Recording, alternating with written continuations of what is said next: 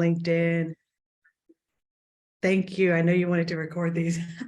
I'd be happy to connect with you offline and chat and get to know you better.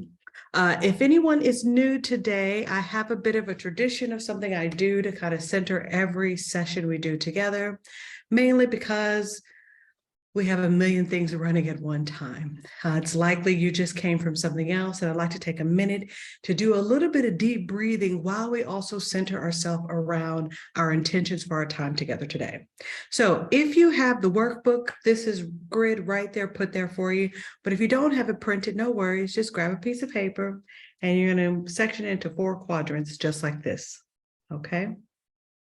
Just section of paper into 4 quadrants, and we'll use this. You won't be asked to share your responses. This is just for your own reflection of really centering yourself around our content today.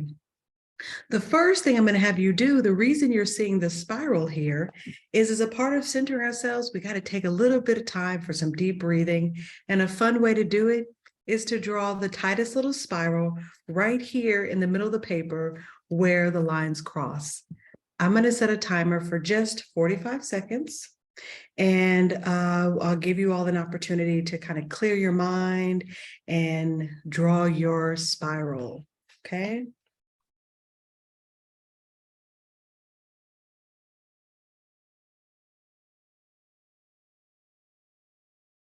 Don't forget to breathe while you're doing this.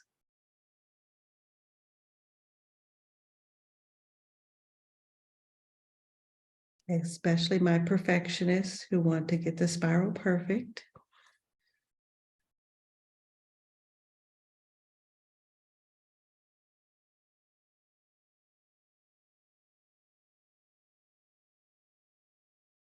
Okay, our first question in the top left corner. When you think about data, what comes to mind? When you think about data, what comes to mind?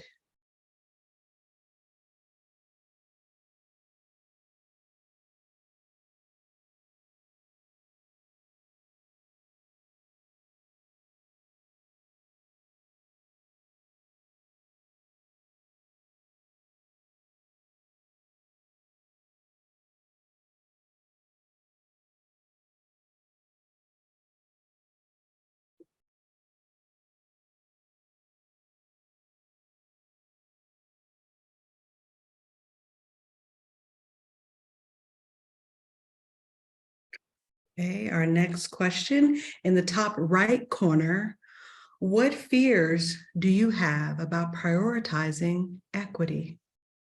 What fears do you have about prioritizing equity?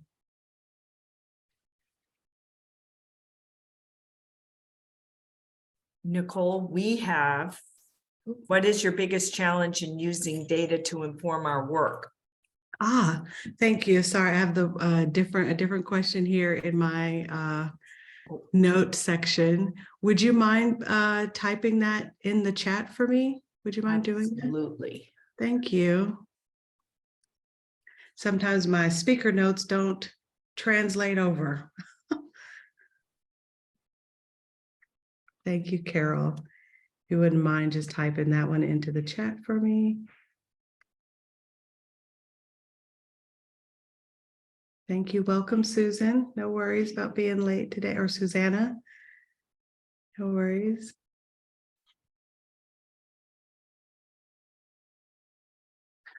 So describe your challenges using data to inform your work.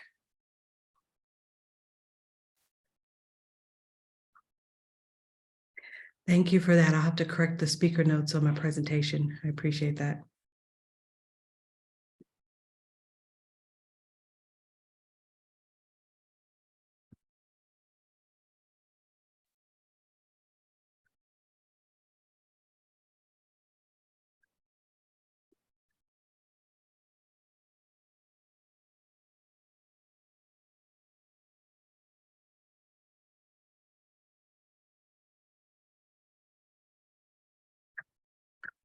Okay. All right, so in the bottom left box, if you would just share How do you think data can be used to improve health equity? How do you think data can be used to improve health equity?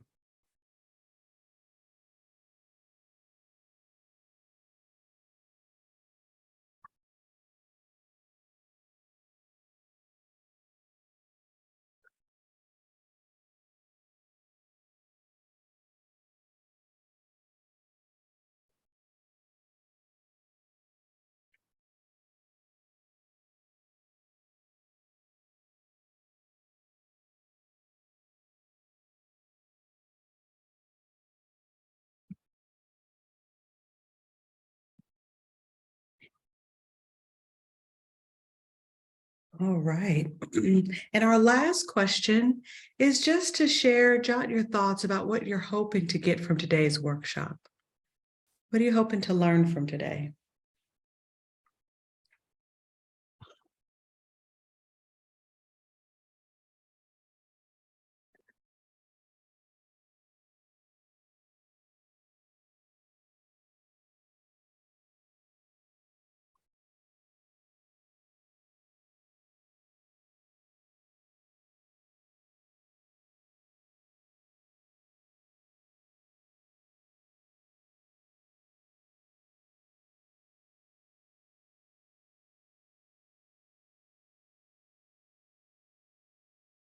Okay. Right. So hopefully everyone has gotten an opportunity to jot their thoughts down. Like I said, you won't be sharing this with anyone, but just to kind of center our minds around some of the things we'll be talking about today. I have three primary objectives. One, I want to first think about the power of data. Like why is data good? And to consider that even though data can be powerful, it can amplify bias. And so we want to be careful around that. We're going to spend a little bit of time talking about what data literacy is, how to really critically look at the data that you are collecting and sharing with other people. And then I want to share with you a resource on how to develop an equity-informed needs assessment, which I think is an important kind of thought and strategy to consider as we move forward. So let's get started. The power of data. I love this quote. It says, data are just summaries of thousands of stories. Tell a few of those stories to help make data meaningful. And for me, there's so much power in data. One is recognizing that each data point represents a person, represents an experience, you know? So as we look at data in general, it's something to kind of really have some consciousness around. For those of you who were here last week, we looked at this tree together and talked about how environments impact communities.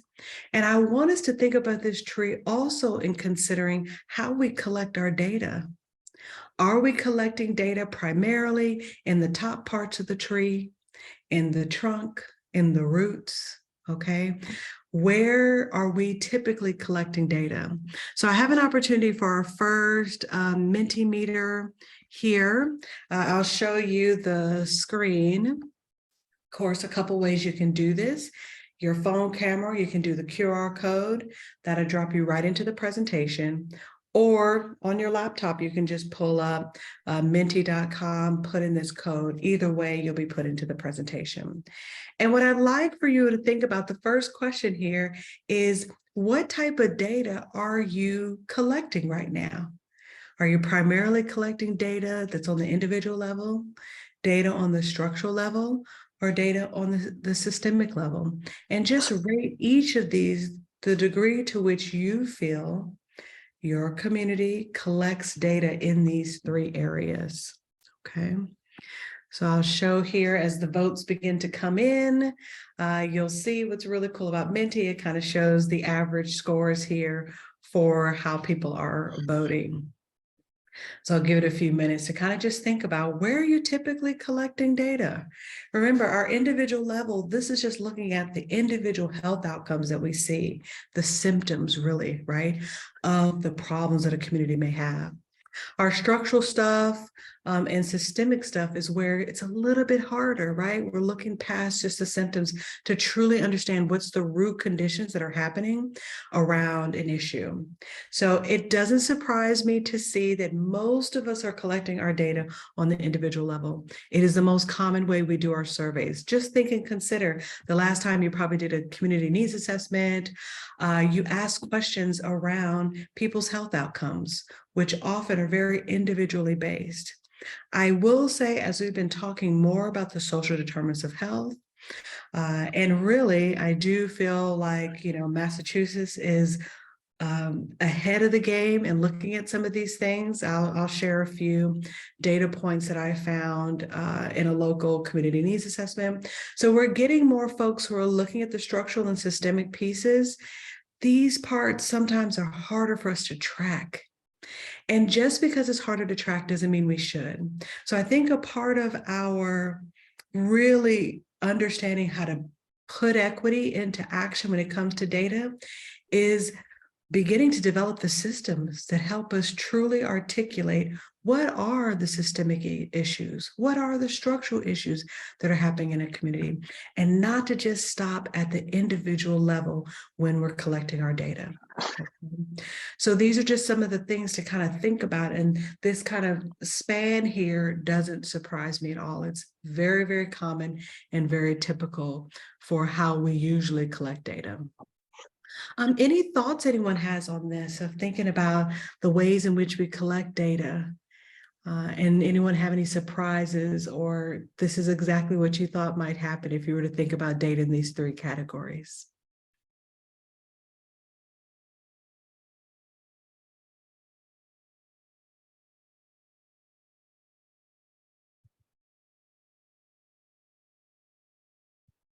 I wrote on my quadrant, and I think I just wanted to say that you confirmed the structural, the systemic data. It's really hard to find. I have found in doing this work and across multiple communities, it's a trust issue. People, different stakeholder groups are reluctant to provide data, even though it's de-identified, and we try to show the reasons why we're going to use it, and we ensure confidentiality. But just from that level data, I find stakeholder groups, hospitals, emergency services providers, they are reluctant. And I often communicate, well, you code things for billing, just give us the codes by it. It's been very hard. The individual data, and then I'll mute myself. We are blessed in the communities I work with to be, since 2006, have a youth survey funded by a foundation. And prior to me starting here in Needham, our public health director was with the superintendent, always offered the data binders from the school. I know that's not always the case. So the individual quantitative youth survey data is very easy to get, if you're calling that the leaves, right? Yeah. But the community level, emergency services, ambulance, hospital, emergency department, that kind of data is slow. Yeah, and hard to get a hold of, for sure. Yeah. I do want to just acknowledge what Chrissy said here, which I think is very powerful, to think that even the structural and root data is often filtered through the individual, right? Which is a good thing to think about, right? And the example is the percentage of students on free lunch as a proxy, right? So an individual characteristic as a proxy for SES. Yeah. So thank you for mentioning that specifically. Did you want to say anything else on just your thoughts around that? No, just a thought I was having about how we could better collect structural data, and starting to think like, I don't even know like how we'd phrase the question necessarily. Right. I agree with you. At the same time, I feel like we got to put some brains to this, This is a part of our call to action as people in the field, figuring out this part, if we're truly going to say that, hey, we want to address equity. I think it's been long enough that we've got to start thinking about how do we ask the right questions? How do we track this information? Because it does impact people's ability to do work. If you think about how so much of our work is dependent upon data collection, whether that's funding, reporting, getting new funding, and until we're able to really begin to have the tools and resources, it does make it challenging. It does make it challenging. So thank you all for your thoughts on that. Okay, so let's think about, there's two terms I want to kind of look at here, is data equity and data justice. And just to think about what these terms mean, how they're defined, we'll share the definitions that I have for them. I'd be happy to hear what people's thoughts are too around these definitions. But essentially, equity is really kind of thinking about the ways in which data is collected, analyzed, interpreted, and distributed, and really kind of thinking that it underscores often marginalized communities with unequal opportunities and unequal access to data at times that can be harmful. I think, and we'll talk about this a little bit more, because something I hear often, right, is twofold. Communities and people are resistant to data and data collection just in general. That gets worse when you talk about communities that have experienced trauma, experience racial injustice, or any types of social injustice in society. And so it creates challenges around developing data equity when we have this part and piece of our history that for so many communities have experienced trauma.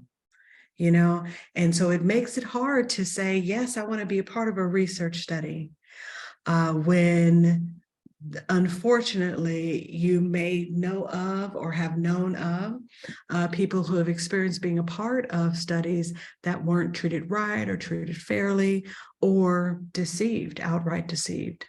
So data equity is important. There are very, I would say, specific historical and social factors that get in the way of data equity happening. And so it's like, how do we address the trauma in order to get to this part where there is some consistency with how data is collected, analyzed, interpreted, and distributed, so that we can use it to solve community problems. It truly is a challenge. I would say connected to this term is the data justice term, which justice is really kind of thinking about a few other things: the ethics around data, the privacy around data, whether or not you actually feel, if I give my information over to you, that is not going to be something that comes back to harm me, especially if you consider a lot of our data that we're collecting has to do with behaviors that would be considered illegal. So whether that's underage use, okay, or adult use of substances that are considered illegal, right? So when you think about privacy, there's a risk that someone takes in saying yes to on your survey that you use a particular substance, right? Or that I'm a young person who's saying yes. So our ethics around how we use data are so important for people to feel that they can trust being honest, because it's in people being honest that we're able to actually make true assessments about what's happening in a particular community, right? And so this can be this nuanced thing here around the justice around data. Again, unfortunately, because we have a history where data has been misused, we are sometimes fighting an uphill battle of getting people to be willing to share their information because of concerns around privacy, and how decisions might be made based upon the information that's shared. There's a quote that I want to share with you all that I think does a really good job of thinking about all this, which is, right or wrong, research can drive decisions. If we do not address the power dynamics in the creation of research At best, we're driving decision-making from partial truths. And at worst, we're generating inaccurate information that ultimately does more harm than good in our communities. This is why we must care about how our research is created. And so I would say, as folks in public health, we have a lot of work to do, unfortunately, because our field has a history of having done some bad behavior, you guys. That's the best way to say it. And as a result, it does make it a little bit challenging. I'm curious for you all, especially if any of you on the call are folks who are, do data collection as a part of your work. Has anyone seen examples of either equity or justice when it comes to data in the communities you serve? Or does this topic come up at all for you all in just discussing how we're using data, how we're collecting data around equity? I'm curious if anyone has any thoughts on this. I can share. Sure. So I am also a research assistant on a study that is looking at an intervention for family homelessness in the BPS school system. So I do a lot of over the phone surveys with families who are experiencing homelessness. And so collecting data over the phone, I read them like our consent form, but a lot of the time, as they should, families are like hesitant to share a lot of their personal information, especially like in that regard when it comes to like housing, because there are worries about eviction or like child protective services, because obviously it's primarily communities that have been targeted from systems and programs like that. So I think I tried to like be very intentional about slowly walking people through, regardless of like the amount of questions they have, not like getting annoyed. We ask questions about COVID and COVID vaccinations as well. And sometimes there's hesitancy with those questions as well, because it may seem like irrelevant when we're talking about housing, but again, just like slowly walking people through it and making sure that they're comfortable, because obviously that's the most important thing when collecting data. Yeah. Thank you for sharing that. Suzanne, I saw you raise your hand. Were you going to share a thought? Yeah, so it's a little bit less equity focused, but everyone else is quiet, so I figured I'd share, but I will share. In our Metro West Health Survey responses, I think as we've been doing more and more education with kids about the fact that anything they say online is always there and nothing's truly anonymous, and the more education that they're hearing, and I'm hearing it from other towns as well, but the kids are hesitant to do that survey. And so sort of at what point does our survey mechanism, right, make the data less valuable, right? And I think there's still enough kids that are answering honestly, but it's a change from 5 years ago when I think kids were like, oh, this is anonymous, I'll fill it out. And now there's a lot more sort of really good thinking and discussion that's going on around how anonymous can this really be. Right. Yeah, I agree. Especially as our technology continues to advance. So these are some of the new challenges that even, like you said, the mechanism can create challenges, right? Some of the things that the data folks of the future and even now are having to think about. How do we truly secure data? How do we truly make things anonymous for folks? This is great. Any other thoughts people have on this?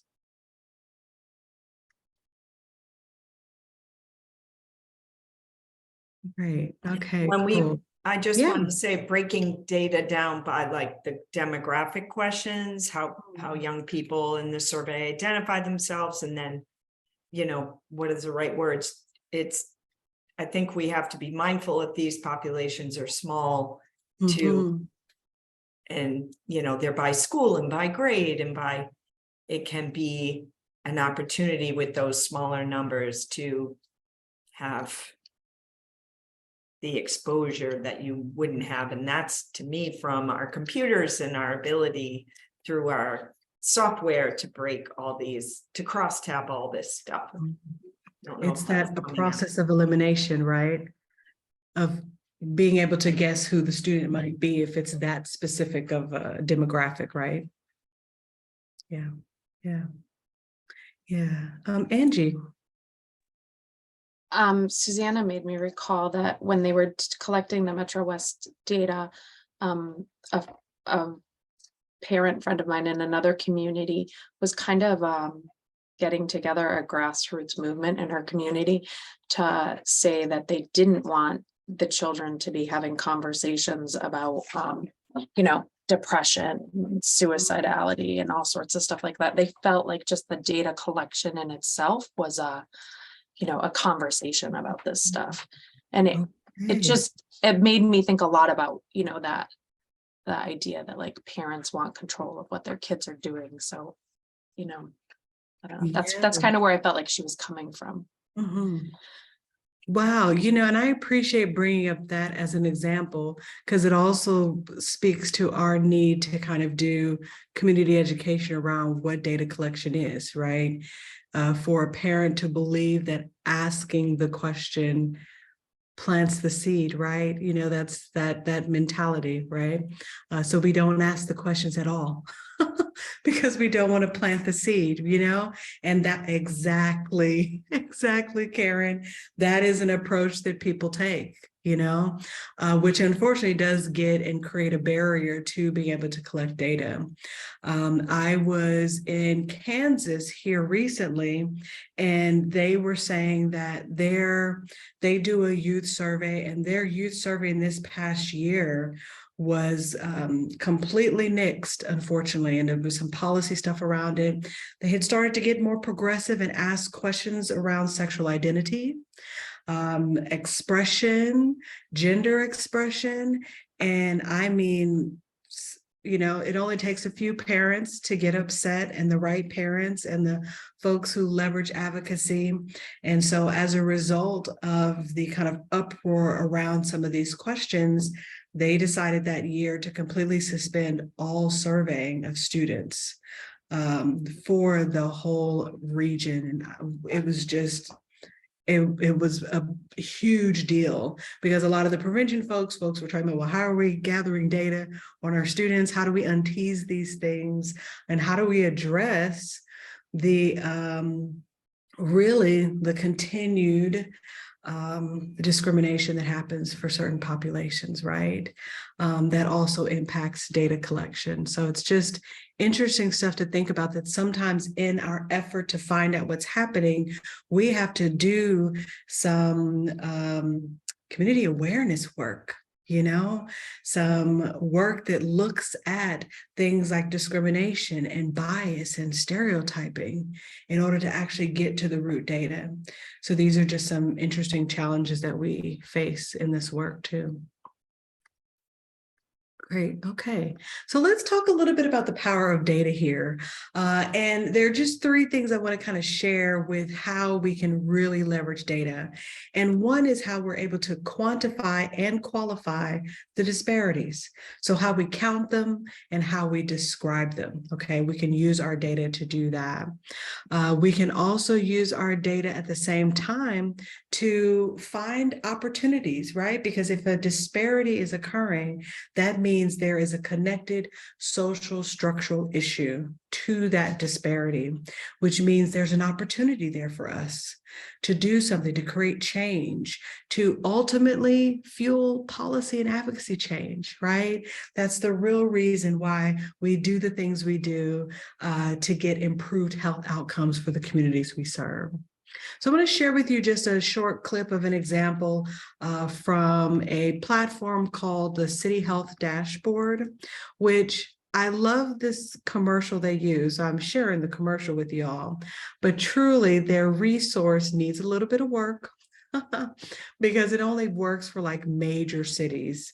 I've attempted to even look up certain cities and couldn't find cities. They'll get your closest proximate major city. So the idea and concept of this dashboard is really great, and this video will show you.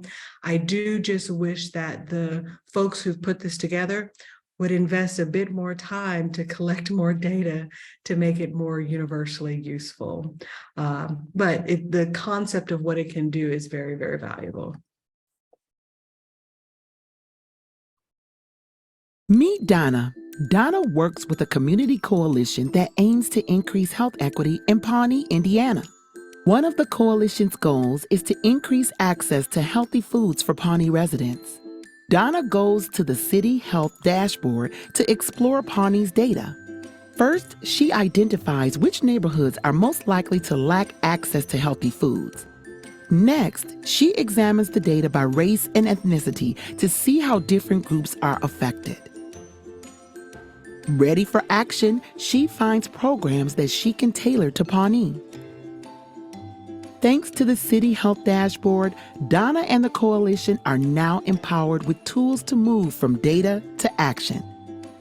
Move from data to action in your city with cityhealthdashboard.com. Okay, so I put the link in the chat, and for those of you who have power or ability, the concept of what they've created is really, really cool. Let me see if I can do just a quick screen share for you all.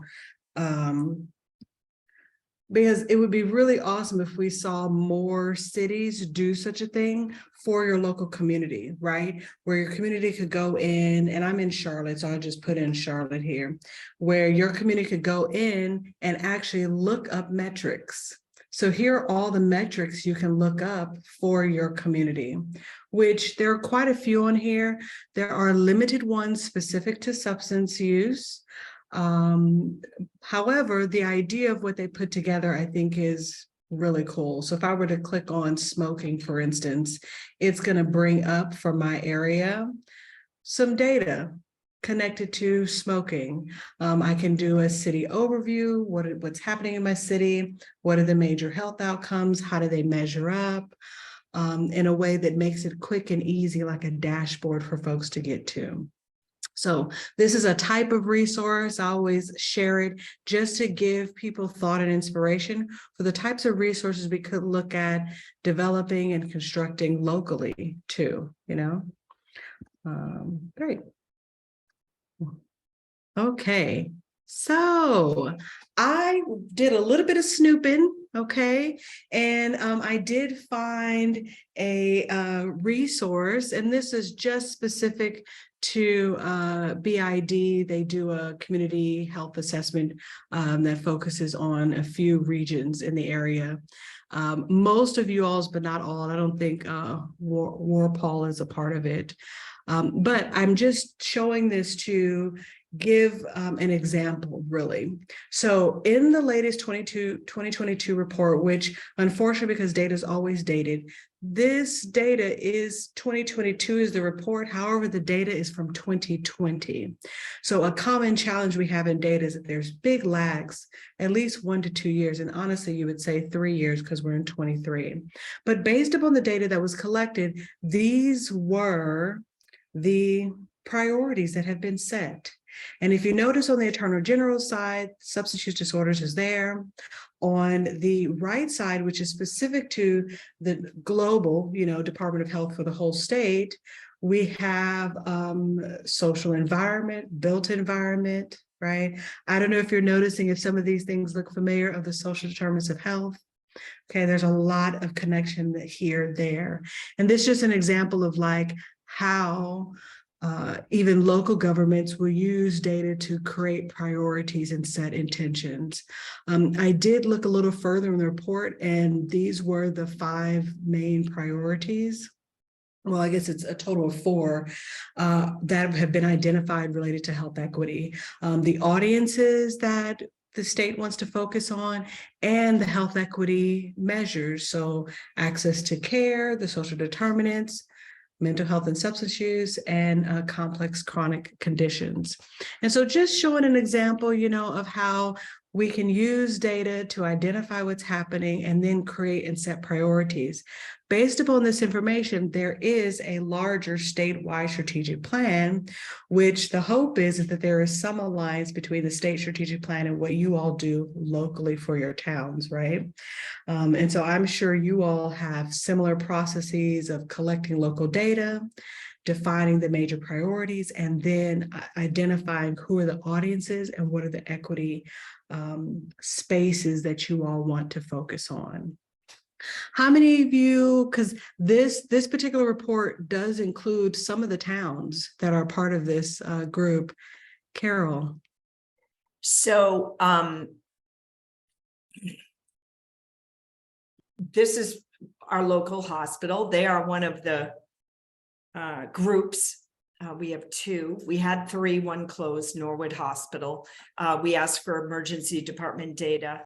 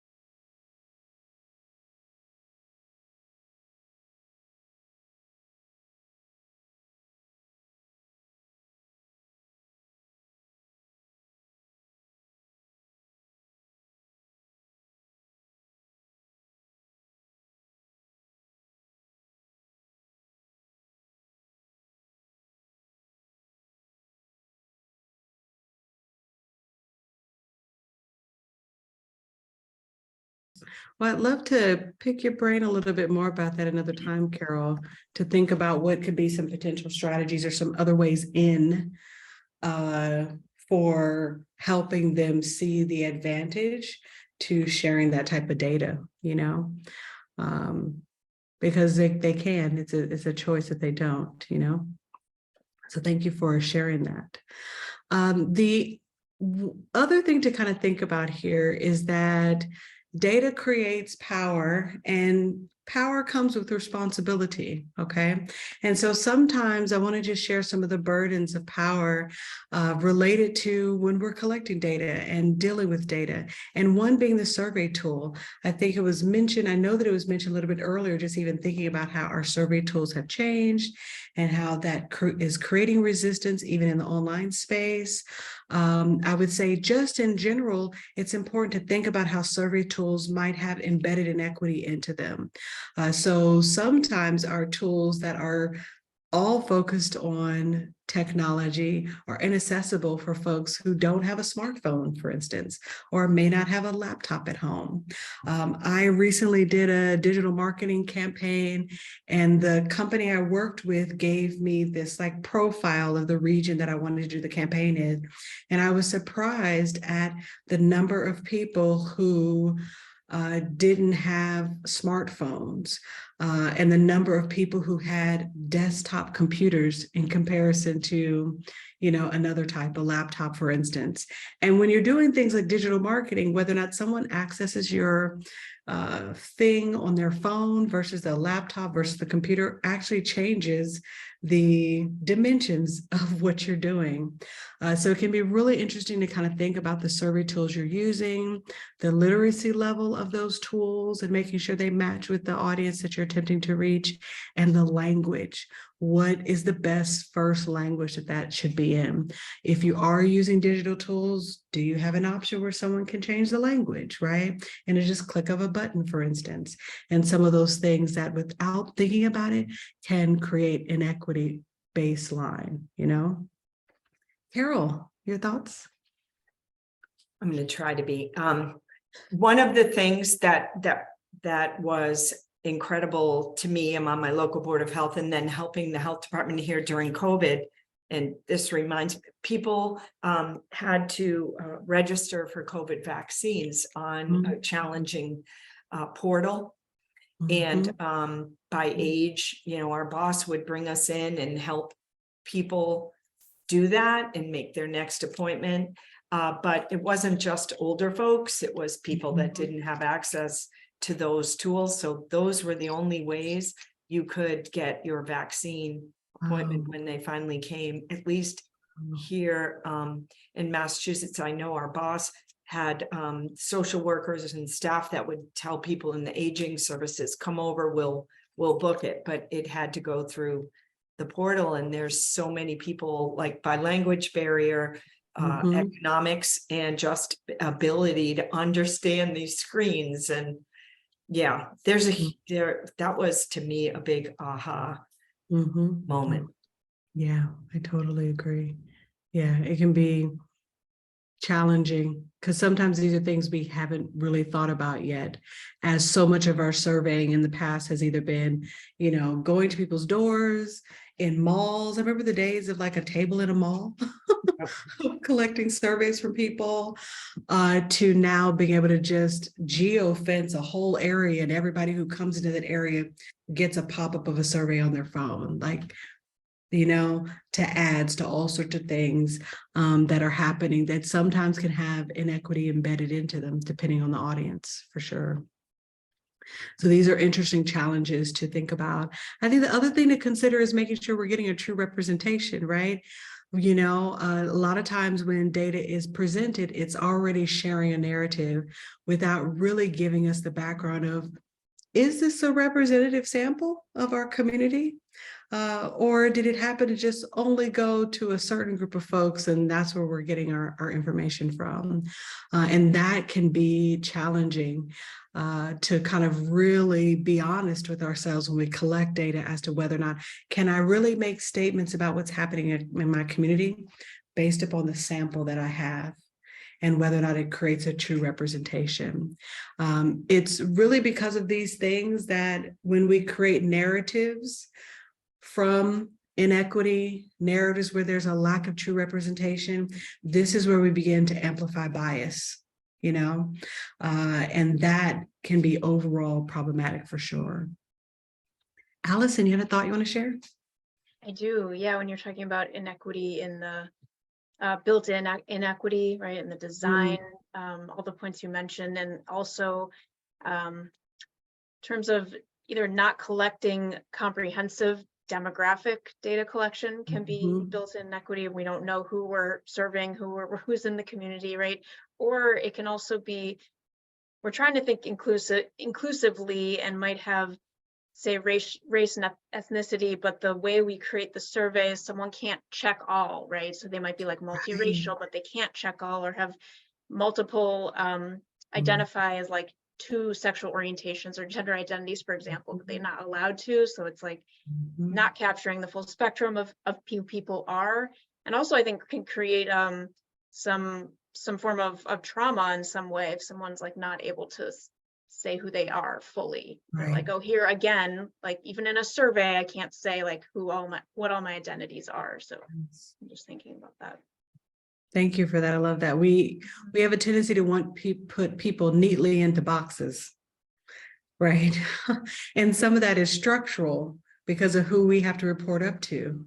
So that this is another conversation to think about, right? Sometimes the reason the boxes that exist on surveys are because we're attempting to report for grants or for other types of funding, and so just thinking about how all of these things are connected towards each other.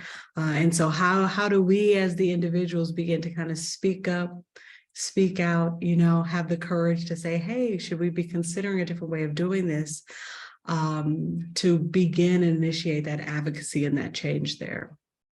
So thank you for sharing that. So let's think about data literacy here and what exactly it is. There are actually three things that build data literacy. It's how we read data, how we work with it, and how we communicate with data. And so I want to share these three here for thinking about what exactly is data literacy. So the first is reading data, which, I find challenging. And some of it's because of how it's communicated, okay? So reading data isn't the easiest. It's the reason why there's a whole field of people who learn just how to read data. It's so important to understand that even in reading data, uncertainty is inevitable. Mistakes can happen, bias can occur, all sorts of things. And so I always say you should read data with your eyebrows slightly raised all the time. Just be looking out for what story is being told here. Who funded this project? Is there any particular slant I need to think about, right? And so when you are looking at data, look at what stories being told, where the patterns, what is really being conveyed in the information that's being shared.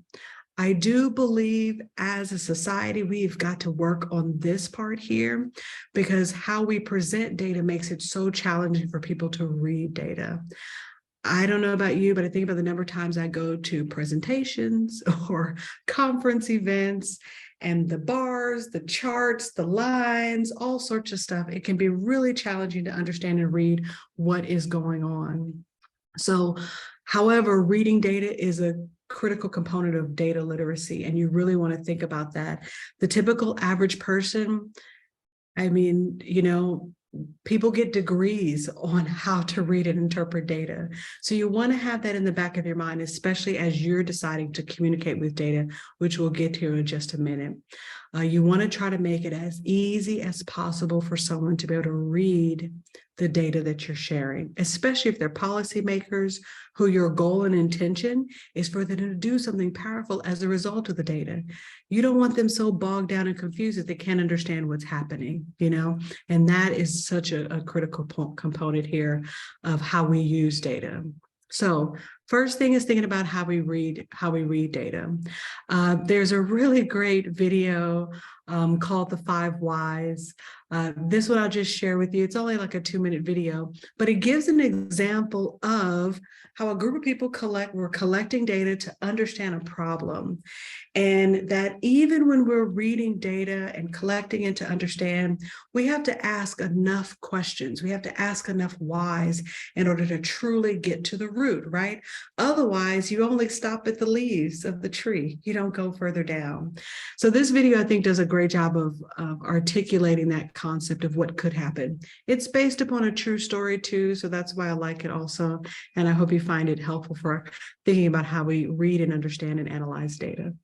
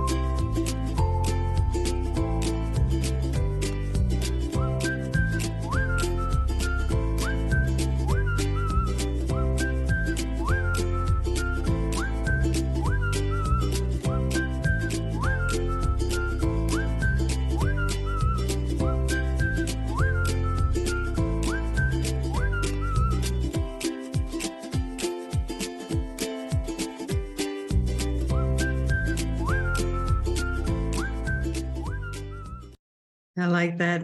How many airports have we moved because we stopped asking why? Right. So just thinking about how that applies to the communities we serve, right? And when we don't continue to ask why, how we can stop too soon and create whole intervention strategies way early in the process. So just thinking about our data there. So the second component is how we work with our data.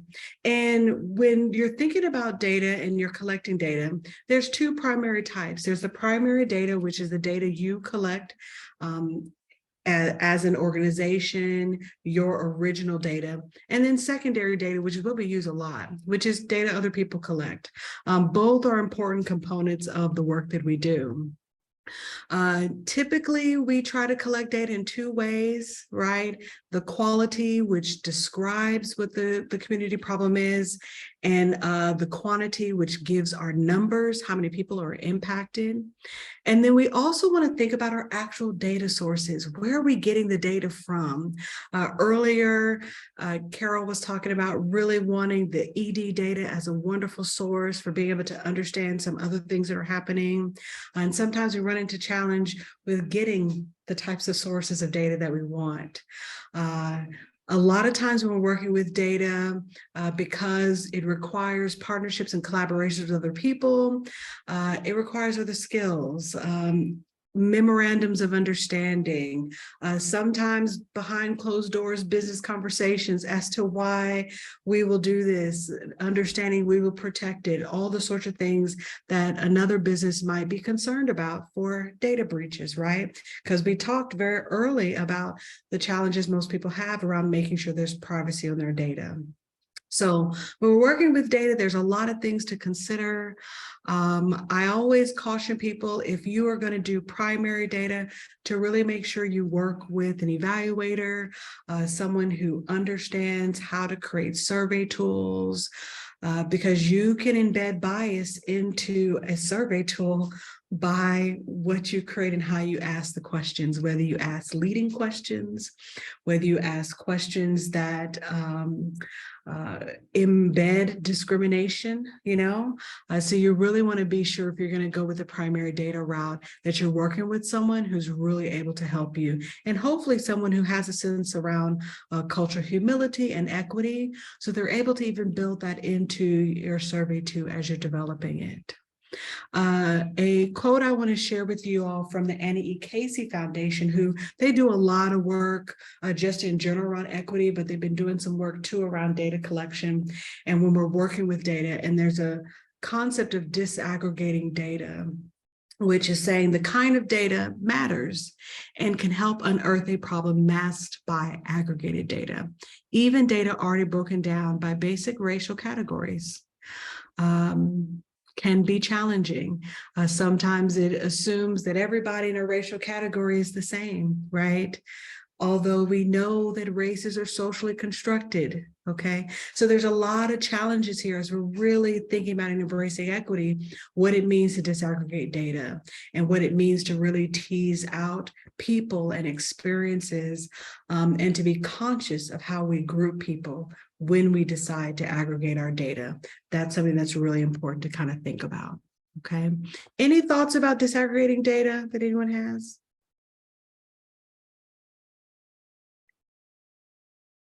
Okay, good. All right, just making sure. All righty. So the last component of literacy has to do with how we communicate our data. And just like with reading data, it's important that when you're communicating with data that you let people know that uncertainty is inevitable. I think it's called responsible sharing, right? To let people know the limitations of the data set. So here's what we want you to know, but here's also the limitations. Maybe this is the number of people that we had in our survey. Here's what our pool was. Here's how representative it was, right? So that when you're communicating your data, you're actually sharing in a way that helps people understand what they're looking at. With that, a component of how we communicate with data is what I call data visualizations. I want to share with you all an example of bar graph data visualization, one being misleading, which is the one on the left, and the one on the right, which is more accurate. And I show this because when we are reporting on data, it's really important that we put things in perspective. The one on the left, because of how they did the numbering on the bar here, it makes the difference between A, B, and C look way big. You see this? Versus on the right, if you actually use the standard amount of, up by 20, this is what the difference truly looks like more, okay? So this is an example of visualization, how we create graphs. And I show this because a lot of times in our community work, we will pull data in order to make a point or show something. And maybe we pull out Excel to help us do that, or whatever platform we use. You want to make sure that when you're creating that graph, that you're not amplifying bias or distorting the information by how you actually draw it, okay? Because that would be misleading to a particular community.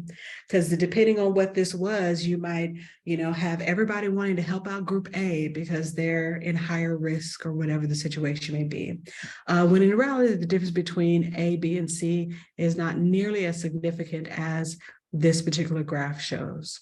Okay, so just thinking about that, you all, as you're creating your own graphs moving forward into the future. The great thing is that data tells wonderful stories. And when you are putting your data together, especially data that's going to maybe inform policy or direct funds to a particular community, you want to make sure you're thinking about not just the data, but the narrative that you're putting forth into the world, the visuals you're using, and how all these things come together to really help support your equity initiatives and the work that you have set out for you.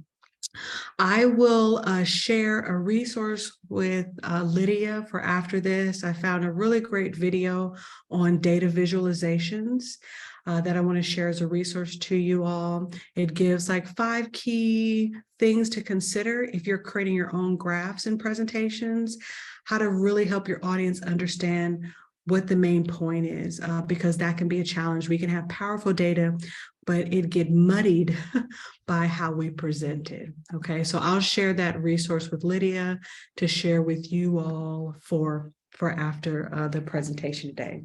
So these are the 3 components that work together to inform literacy: the way in which we read data, the way in which we work with it, and how we communicate with data. From here, I want to move into our last objective together, which is thinking about how we actually create an equity-focused needs assessment. Now, for this, I found a resource from the Urban Institute. They have a really great guide called the Do No Harm Guide, and it's in collaboration with a company called Tableau. If you haven't heard of either one, they do a lot of data justice work in general around data visualizations, how to use data to address equity issues. And they made this really great harm reduction, do no harm guide, which I thought does a good job of kind of describing what are our steps and strategies. So we're going to take a look at this and then, just kind of talk about it and process a little bit and see what you all think about this particular guide. We live in a world that is increasingly defined by data, but how we portray this data impacts the meaning. How would you feel if you were one of the data points in this visualization?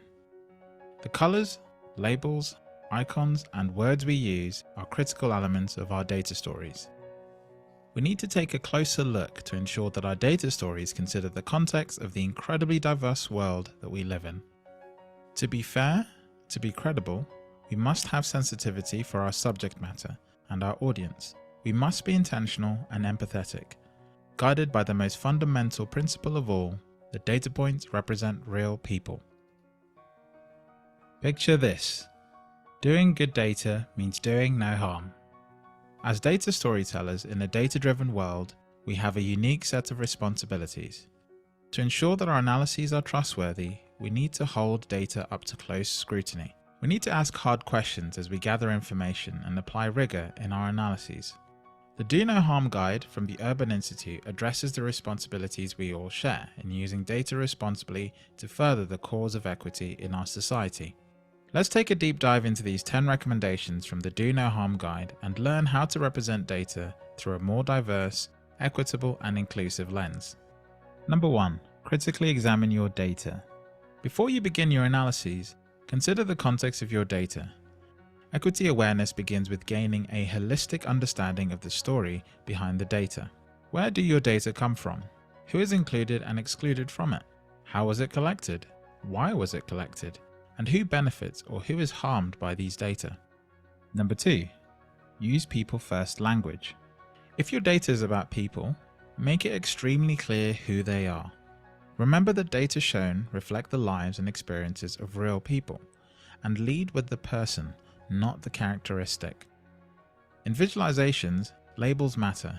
You should strive to use people-first language. Consider people with disabilities instead of disabled people, or people in prison instead of inmate. Number 3. Label people, not skin color. Language is living, breathing, and ever-changing. It's only logical that certain labels that may have been used in the past are no longer acceptable, and may in fact be offensive. In your data analyses, the best approach is to use full labels such as black people, not blacks. Number 4. Labels and their hierarchy have meaning. Who is shown first in a table, graph, or visualization? order conveys a hierarchy and can influence the way your audience interprets the data. To avoid perpetuating historical biases in the way your data is presented, consider alternative sorting techniques such as study focus, specific story or argument, or quantitative relationship. Alphabetical order or sample size works too. Number 5. Consider missing groups. It's important to acknowledge who is and who is not included in our data and charts. For example, in the United States, many charts on race and ethnicity only show white people, black people, and Hispanic or Latino people, but not other racial or ethnic groups. Charts sometimes only show data in these broader racial groupings, rather than at a more disaggregated level where nuances are more readily understood. Consider adding notes that explain why the data are not inclusive or representative. Number 6. Use color with awareness and care. The way we use color can inadvertently reinforce stereotypes and perpetuate inaccurate depictions of individuals and groups. To use color with the best intent, check your choices. Avoid using colors associated with stereotypical gender labels, pink for women, blue for men, for example. Colors associated with skin tones or race should also be avoided, such as light to dark or incremental color palettes used to indicate different demographic groups. When used appropriately, color is a powerful aid in data visualization. Lacking awareness, we risk creating misperceptions and offending our audiences. Number 7. Consider the impact of icons and shapes. Icons, by their very nature, are intended to convey broad meanings, but they can perpetuate harmful and offensive stereotypes if used carelessly. These elements must be chosen with care.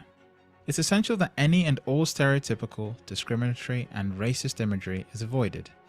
It's also important that images depict people as empowered and dignified. It's never acceptable to use imagery that depicts people as helpless victims. Number 8. Reach out and connect with the people at the center of your research. To tell relevant and impactful data stories, data communicators need to be empathetic. Building relationships with people and communities that you're researching is fundamental, and maintaining these relationships is just as important. You should do research and analysis with communities, not on behalf of them.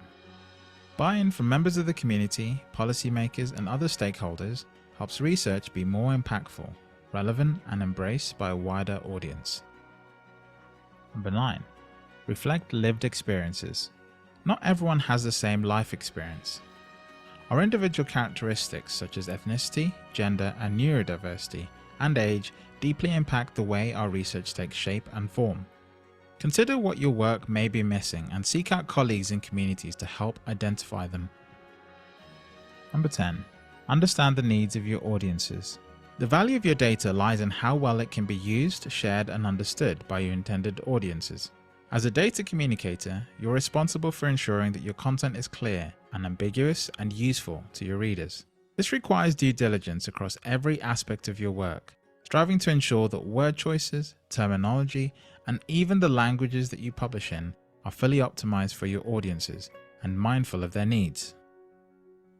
As people who are experts in the field of data science and data communication, we're in a position to improve how people view and understand race, ethnicity, and other aspects of identity, and make positive contributions to every aspect of society and culture, from how policies are created to how products are designed and built.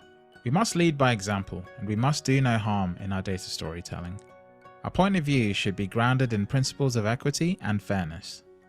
If we fail to do so, we will reinforce damaging stereotypes and mischaracterizations. Or worse, we contribute to the narratives that lead to deeper stigmas and cultural divides. To learn more from leading experts at the intersection of data and equity issues, and to download the complete Do No Harm guide from the Urban Institute, visit the Racial Equity Data Hub. So, you know what's so interesting, you all, is that video itself is only a couple years old, and already there are like things to update in it, because just thinking about how we've even had advances in our knowledge, terminology, So just looking at it again, I was like, ooh, I can see spaces that they would even need to update this video now, right? So just interesting stuff. So I'm curious, anyone's thoughts or any of the particular steps pop out for anyone as far as how it relates to your work or something that kind of really resonated with you? I just want to say I've been to like a lot of like EJI, DEI trainings and then like data centered ones, but I've actually never like seen a video or heard anyone like specifically discuss like icons or colors or like obviously like language has been covered, but not necessarily as much as like labels and things like that that are used in like data visualizations. So I feel like that was a effective way and something that I hadn't seen before. Great, great. I believe in your workbook, well, the digital version, the placeholder that's there actually links you to that video. But what I'll do, I'll make sure, Lydia, I'll add this to the things I'm sending you after this. I'll send a copy of the Do No Harm guide for folks to look at, peruse through. You may find some of the information very useful to you. So I do agree. I've not heard very many people talk about color, like the actual colors you use, icons you use, because they can be very misleading or contribute to discrimination, right? We have to be so intentional. In doing this work, one of the things that's come up for me is how when you look at most data starts with white first, and then everyone else is listed. And this is something I had never personally paid attention to myself either. Someone brought it to my attention last year. And ever since then, I have a consciousness about it. So when I present data now, I present it in alphabetical order, actually, which means I end up having to redo every chart because almost every graph, you guys, starts with white first for no other reason. It's not even because the white might be the highest or the lowest. It has no other reason. And so these are some of the things that are baked into our society that we're having to unlearn and have some consciousness around. So I love the recommendation to either present your data in increasing order or decreasing order, whichever one makes more powerful sense to you, or to just present it in alphabetical order, right? So that's been something that's really kind of stuck with me as I've dug into the data equity, racial equity part of this work too. So yeah, Allison, your thoughts? Yeah, I really appreciate that video. Thank you so much for sharing it. And I think what really resonated with me was the do no harm, and specifically the piece about, I think often when we share inequity data, we unintentionally perpetuate the harms, by conveying that certain marginalized communities are like only experience negative health outcomes. This is something I've experienced like when I used to work at the Mass Department of Public Health and we were presenting data, and folks would in the audience would say like, it's like really depressing and kind of traumatizing, right? To just over and over see that like negative data on your like, particular identity or community. And so just to have that understanding when you're presenting, like approach presenting data with knowing the people behind the data and to couch it, I think, with the strengths of the community too, to not just go and being like, this is all negative, right? Even if that's the facts that there's more negative health outcomes, like talking about the systemic factors and the strengths of the community as well. Thank you for that reflection. Thank you. Carol? Now, you know what? I realize every time I just assumed it's you. Lydia's in the frame too. But I've also been right. Oh, thank you. She knows, she's getting used to working with me. But what I was going to say is we in our communities and the work we do in prevention, primarily and in public health, we have myriad data for youth through this survey that gets funded. And but we don't, I'm looking and saying our work can be youth up to 25 years old. Once they leave high school, we don't really have data. However, we certainly don't have data when we somehow get it, either through focus groups or key stakeholder interviews. It's always the standard people that are easy to reach, not those identified as you know, non-English speakers or, you know, Black, Latino. I mean, these, in my world, it's more difficult to reach these adults, and therefore they have not been represented. Again, I'm talking about myself with these grants over many years. So I'm looking and saying, I like the one that says, these are the people that aren't even represented here. You know, we know they're there based on the census.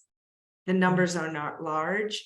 You know, let us tell you who they are. So I'm almost looking at this like, I might not be bringing any data from them to the table, but how can I frame that gap in an equity way to say, by the way, we're all here to figure out how we're going to spend this $250,000 a year for, you know, 8 years on prevention up to age 23.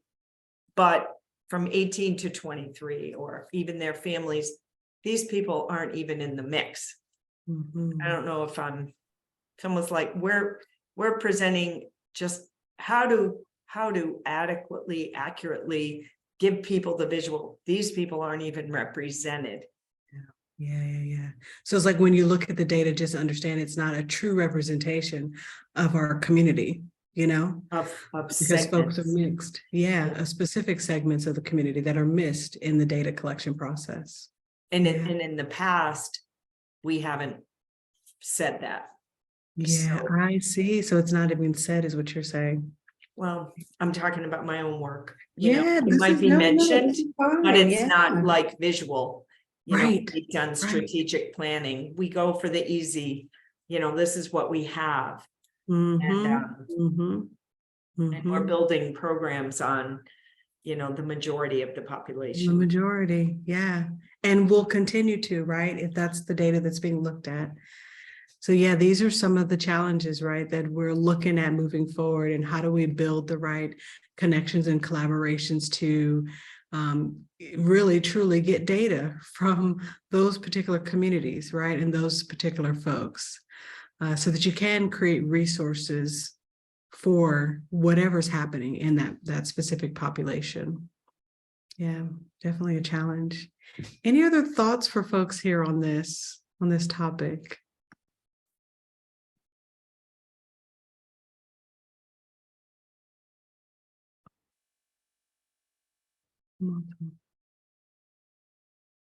Okay, well, we've got about 8 minutes left in our time together.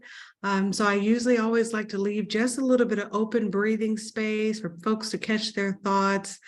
We've talked about quite a bit today. If you have your book, I always have the reflections for you to do to kind of think about, what have you thought about today? Anything circling or noodling around your head, and what you can do with it. Hi, Hannah. You have a Hey, thought. I wasn't gonna say anything, but I'm gonna ask this, because I realize that we are here as employees for in organizations, wherever everybody's coming from. But I wonder what percentage of people who don't give out data, or like don't feel like there's anything that they can choose for whatever option that demographic data is being collected, would even want to give the data. Because personally, I hate to give out data. And if I'm forced to give out data, I oftentimes put something else that is not correct. If it doesn't leave me the option, prefer not to answer. I don't know. I am against collecting data. Okay, that's fair. Like, right. And I'm just like adding all these different things, and the time trying to target every single thing that is out there. I am personally struggling with that. I can see the point, you know, when we're creating programs, but at the same time, I feel like that's kind of invasive of privacy.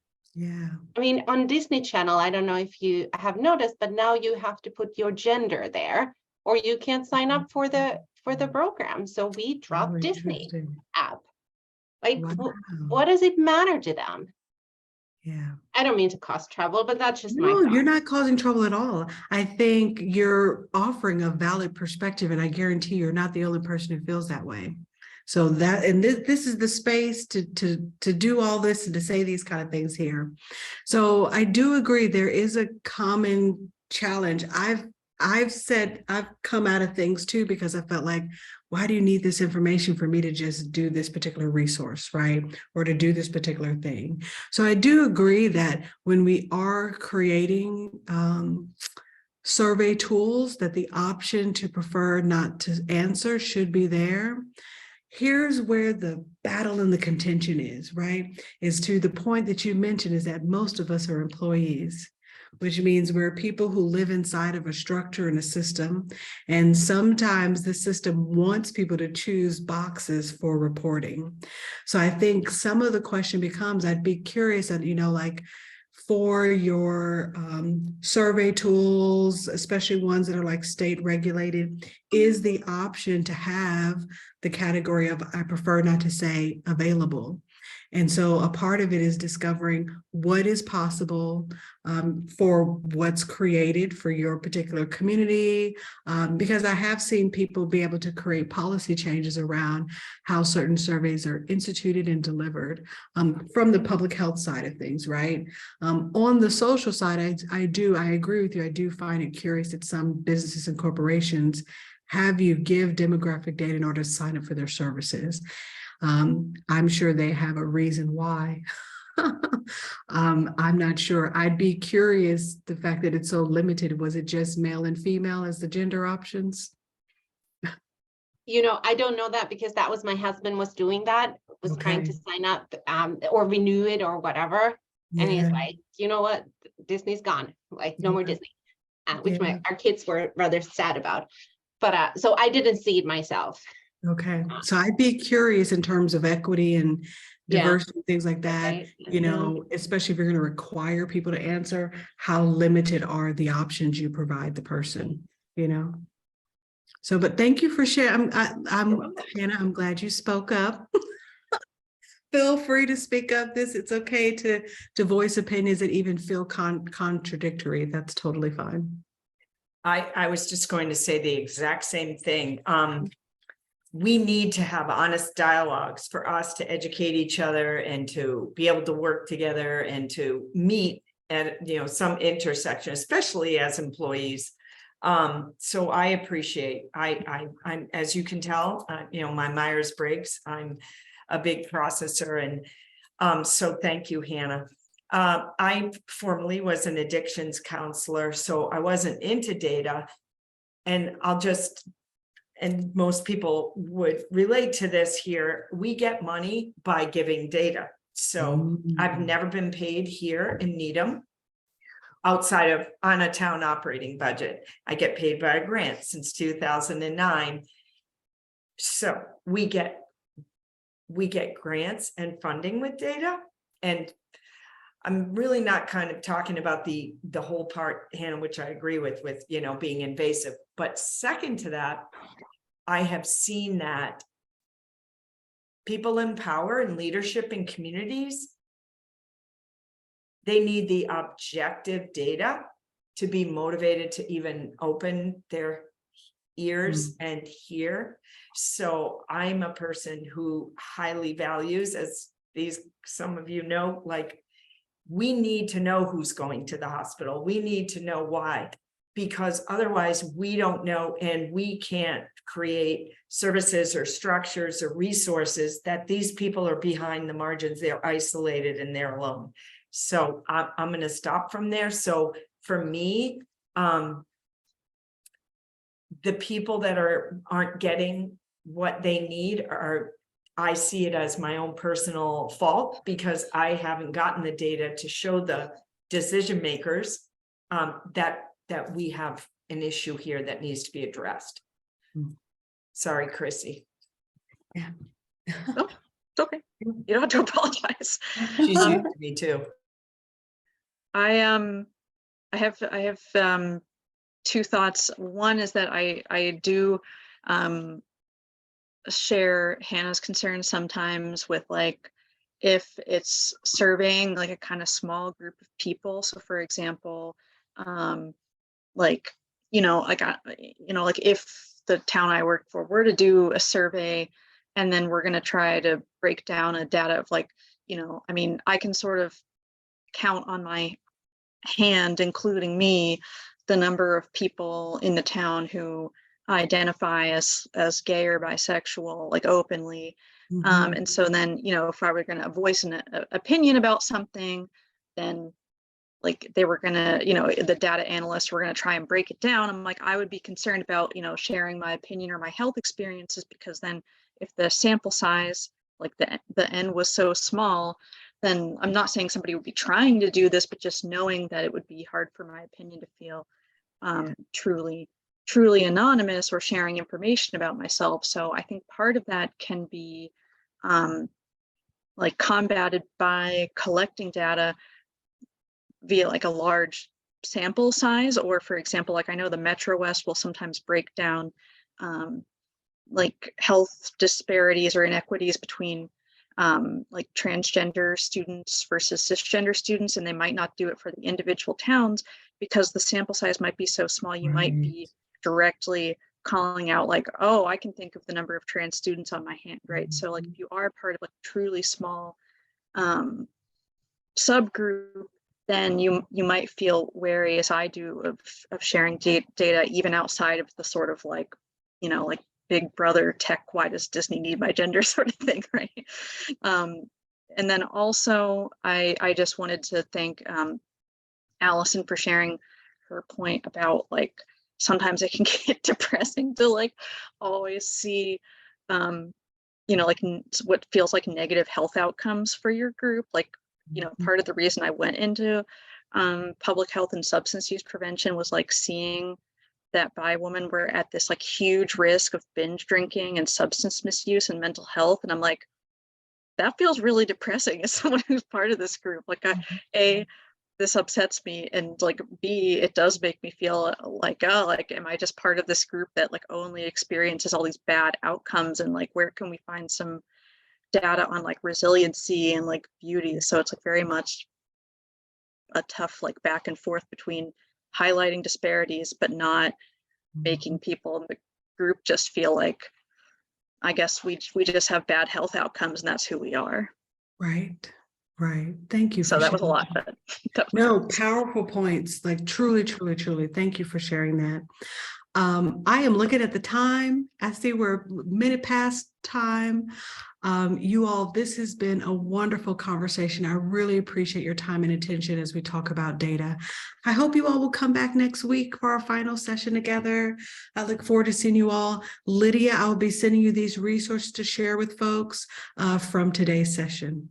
Thank you, Nicole. And we will send out the third session workbook and the recording in case you have people in your communities that want to listen in and catch up. And we truly, in our heart, I really appreciate everyone joining us and sharing your comments. And please, we hope to see you next Tuesday. Yeah. Thanks, everyone. All righty. Bye-bye. See you all. Thank you. thanks Nicole. everybody. Thanks Nicole. Thanks Carol. Take care. Bye.